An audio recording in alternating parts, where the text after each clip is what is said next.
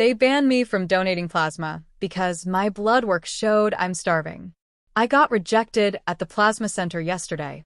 After a year of twice-weekly donations, they told me I can't come back until I get medical clearance. The reason? My total protein levels are too low. I know exactly why that is. It's because I'm barely eating. Let me back up and explain how I got here, because I never thought my life would look like this.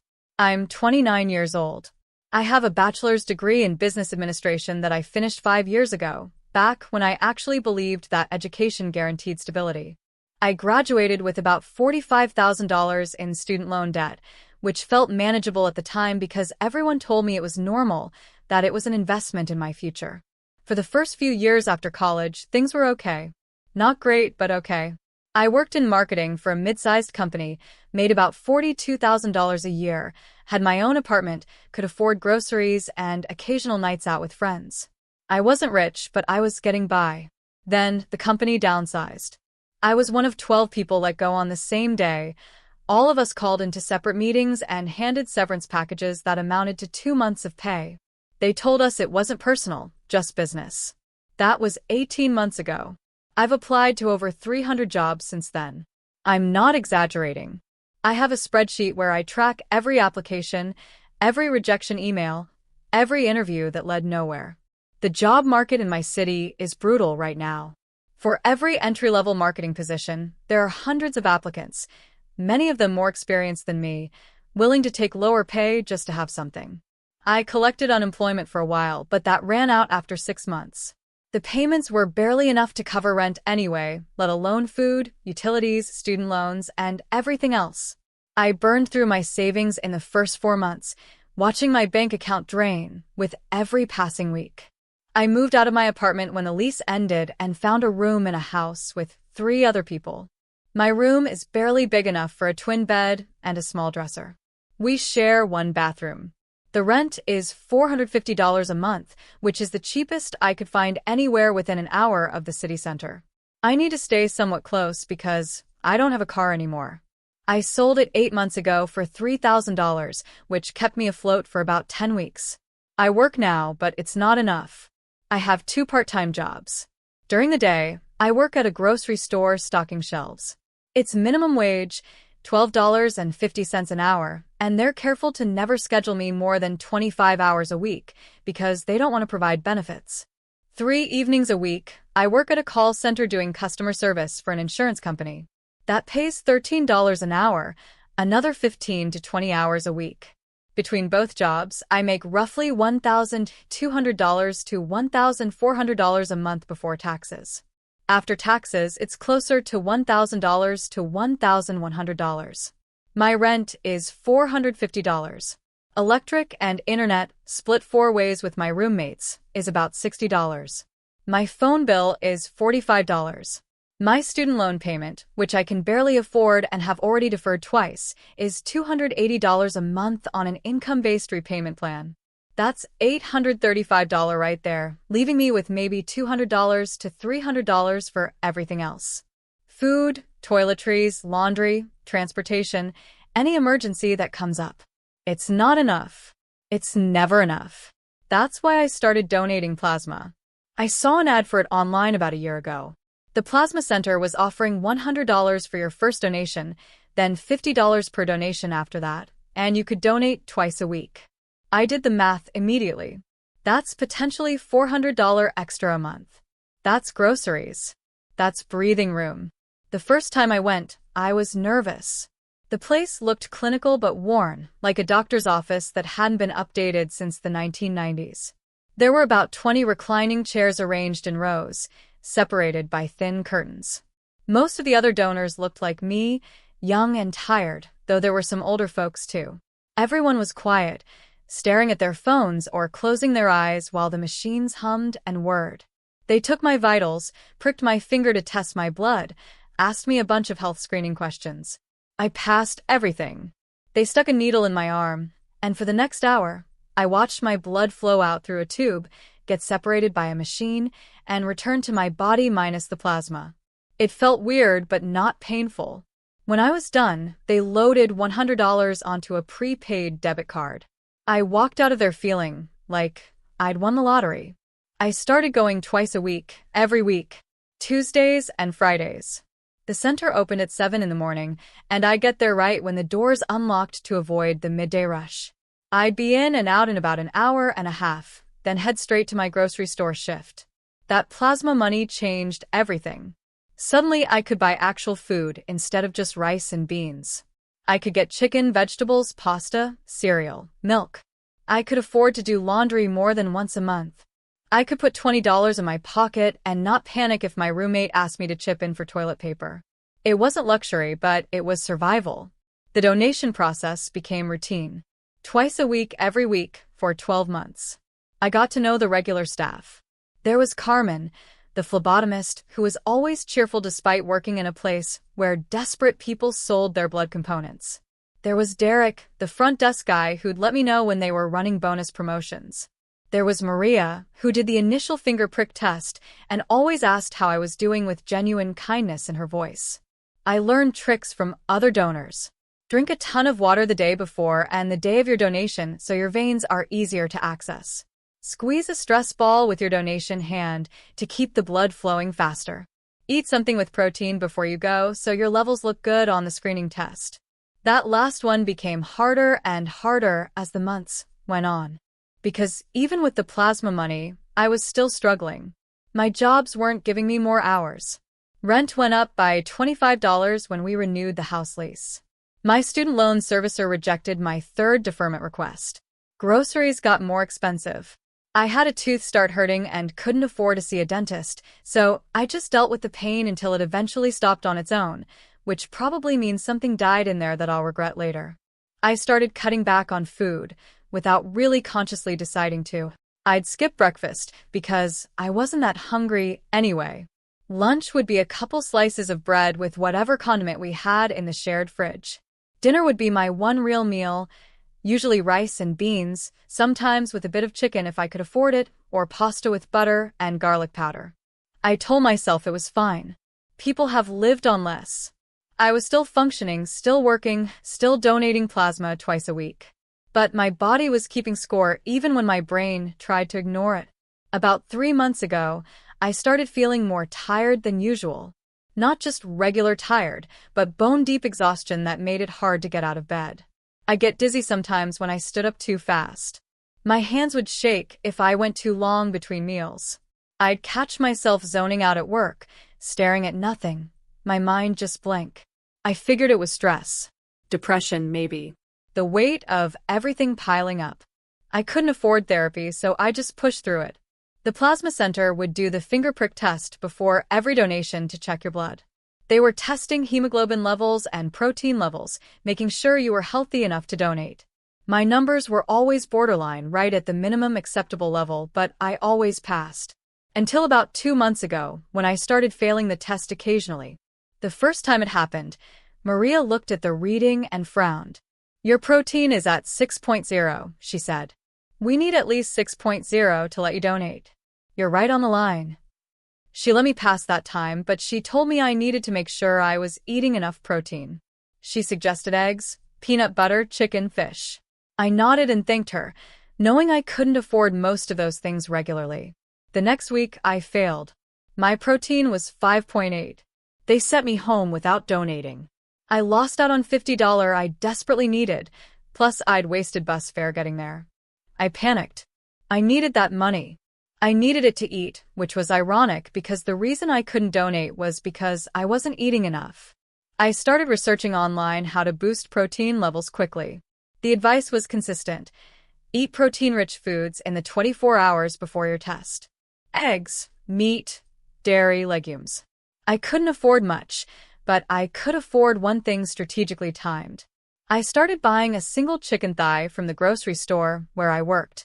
They sold them individually in the meat department, usually $1.50 to $2 each. The night before each plasma donation, I'd cook that chicken thigh and eat it along with my regular rice and beans. It was my protein loading strategy. It worked. For about 2 months, my levels hovered right around 6.0 to 6.2, just enough to pass. Carmen started commenting on how I was looking thinner, asking if I was okay. I'd brush it off, say I was fine, just busy with work. But I wasn't fine. I was getting weaker. My clothes were hanging off me. I'd lost about 20 pounds without trying. I had no energy. My hair was falling out more than usual. I'd get nosebleeds randomly. My gums bled when I brushed my teeth. Last week, I went in for my Tuesday donation. Did the usual routine. Drank a ton of water. Ate my strategic chicken thigh the night before. Showed up right at 7. Maria did my finger prick. She looked at the machine. Then she looked at me. I need to get the supervisor, she said quietly. My stomach dropped. That had never happened before. A woman I'd seen around but never talked to came over. She looked at the reading, then at me, then back at the screen. Your total protein is 5.2, she said. That's significantly below our threshold. I can't let you donate today.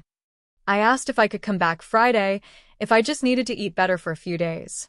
She shook her head. This isn't about one test. Your records show your protein levels have been declining steadily for months. We've been concerned about you.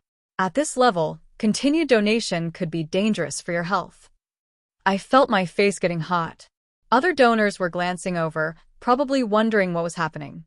We're going to have to place a temporary hold on your donor account, she continued. You can have it reinstated if you get a letter from your primary care physician stating that you're healthy enough to donate and that your low protein levels are being addressed. I just stared at her. A letter from my doctor. My doctor that doesn't exist because I can't afford health insurance and haven't seen a physician in 3 years. I asked how much a doctor's visit would cost. She looked sympathetic. Without insurance, probably $100 to $150 for a basic visit. Maybe more if they want to run additional blood work. I didn't have $100. I didn't have $50. I had $23 in my bank account, and rent was due in a week and a half. I asked if there was any other way. She said no. Company policy. Too much liability if something happened to a donor they knew was malnourished. I left without arguing further. There was no point. I took the bus home, staring out the window, doing math in my head that didn't work no matter how I arranged the numbers. That was yesterday. Today, I called in sick to my grocery store job. I couldn't face it. I couldn't face standing on my feet for 8 hours, smiling at customers, stocking shelves full of food I couldn't afford to buy. I've spent most of the day in my room, lying on my bed, trying to figure out what to do next. The plasma donations were $400 a month. Without that, I'm bringing in maybe $1,000 to $1,100. My fixed expenses are $835. That leaves $165 to $265 for food, transportation, everything else. That's roughly $40 to $60 a week. I can't live on that. I was already barely surviving with the plasma money. I've looked into food banks. There's one about 3 miles from here that's open twice a week. I can walk there probably, though 3 miles feels a lot longer when you're tired and lightheaded. I'm going to try to go tomorrow. I've applied to 3 more jobs today. A warehouse position, a night shift at a different grocery store, a receptionist job I'm probably not qualified for. I don't expect to hear back from any of them. I never do. I looked into getting a primary care physician through the community health center downtown. They work on a sliding scale based on income. With what I make, an appointment might be $30 to $50. That's more feasible than $150, but it's still $30 to $50 I don't have. And even if I get the appointment and get the letter, there's no guarantee my protein levels will improve enough for the plasma center to reinstate me, because I still won't be able to afford to eat properly. It's a cycle with no exit.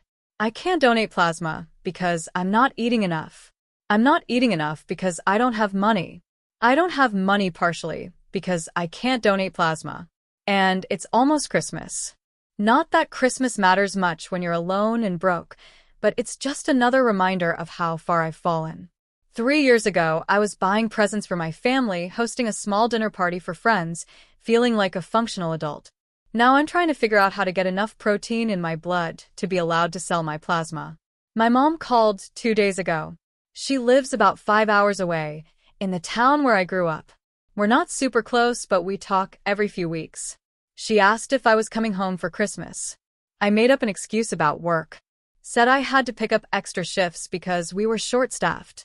It was easier than explaining that I can't afford the bus ticket, or that I'm ashamed to show up looking like I do right now, gaunt and exhausted and wearing clothes that don't fit anymore. She doesn't know how bad things are. Nobody does. I've gotten good at hiding it. When friends from college reach out, I make vague comments about work being busy. When my roommates ask if I want to order pizza with them, I say I already ate. When my mom asks how I'm doing, I say everything's fine. It's not fine. Nothing is fine. I'm hungry. Not hungry like, I'm looking forward to dinner. Hungry, but hungry like a constant background static in my brain. My stomach stopped growling weeks ago. Now it's just a hollow feeling that I've learned to ignore most of the time. I'm scared. Scared that I'll get evicted. Scared that I'll get even sicker. Scared that I'll end up on the street. Scared that this is what the rest of my life looks like, this endless scrambling just to survive. I'm angry. Angry that I did everything I was supposed to do. I went to college. I worked hard. I've never done drugs. Never committed a crime. Never hurt anyone. I'm trying. I'm trying so hard. And it's still not enough. The system is rigged in ways I never understood when I was younger. You need money to make money. You need health to work. You need food to be healthy. You need money to buy food. Round and round it goes. The plasma center was my lifeline, and now that's gone. My blood literally isn't good enough anymore because I can't afford to feed myself properly. I keep thinking about that supervisor's face yesterday, the way she looked at me with pity. She knew. She could see exactly what was happening. A young person slowly starving while working 2 jobs, trying to sell their plasma just to afford rice and beans. And there was nothing she could do except follow policy and send me away. I've been scrolling through mutual aid posts online, reading stories from other people in similar situations. There are so many of us. People working full-time and still homeless. People choosing between medication and food. People donating plasma until their bodies give out. People one flat tire or medical bill away from complete catastrophe. We're all invisible until suddenly we're not, until we're the person sleeping on the subway or holding a sign on the corner or collapsing at work from malnutrition. I never thought I'd be here. Even 6 months ago, even when things were hard, I thought I'd figure it out. I thought something would break in my favor. A job offer. A windfall. Something. But nothing has broken except my body, apparently. I don't know what I'm going to do about rent. I've already pushed my student loans into forbearance, which just means I'm accruing more interest, digging the hole deeper. I could ask my roommates if I can pay rent late, but they're all struggling too. One of them is a grad student living on stipends. Another works at a coffee shop. We're all in the same sinking boat. I could ask my mom for money, but she's on disability and barely gets by herself. I could ask my sister, but she has 3 kids and her own mortgage. I could ask friends, but I've already borrowed from the few who could afford to lend, and I haven't been able to pay them back yet. There's a credit card application sitting in my email inbox. I've been staring at it for weeks. It's one of those predatory ones with a 29% interest rate, aimed at people with bad credit who are desperate. Taking it out would be a mistake. I know it would be a mistake. But mistakes are starting to look like my only option. I'm writing this from my phone, lying in bed, because I don't know what else to do. I can't solve this problem tonight. I can't manifest money or food or health. I can just lie here and exist and try not to think about how scared I am. Tomorrow I'll get up and go to work. I'll smile at customers and stack cans of soup I can't afford. I'll come home and eat a bowl of rice with soy sauce. I'll apply to more jobs I won't get. I'll try to figure out how to make $165 cover 2 weeks of food and transportation and life. And I'll try not to think about the fact that my body is eating itself, that my protein levels are dropping because I'm slowly wasting away, that the system designed to protect people like me is instead grinding me down into nothing. The Plasma Center will send me automated text reminders about my next donation appointment. I'll ignore them because what's the point? I can't donate. I'm not allowed to sell the only thing I have left to sell because I'm too poor to afford to keep selling it. It's funny, in a horrible way. Too broke to even be exploited properly. Christmas is in 12 days. I don't have gifts for anyone. I don't have food for a holiday meal. I don't have decorations or plans or any of the things that are supposed to make this time of year special. What I have is $23, two part-time jobs that don't pay enough, a body that's failing me, and the desperate hope that somehow, some way, something will change. But hope doesn't pay rent. Hope doesn't fill your stomach. Hope doesn't raise your protein levels high enough to pass a blood test at a plasma center. I don't have answers. I don't have solutions. I just have this overwhelming exhaustion and the knowledge that tomorrow I'll have to get up and try again anyway, because what else is there to do? The American dream, they call it. Work hard and you'll succeed. Pull yourself up by your bootstraps. Nobody mentions that sometimes you can't afford boots. That sometimes you work yourself to exhaustion and still fall further behind. That sometimes the safety net has holes so big you fall right through and nobody catches you on the way down. I'm still falling. And I don't know when I'll hit the bottom or what will happen when I do. But I guess I'll find out soon enough.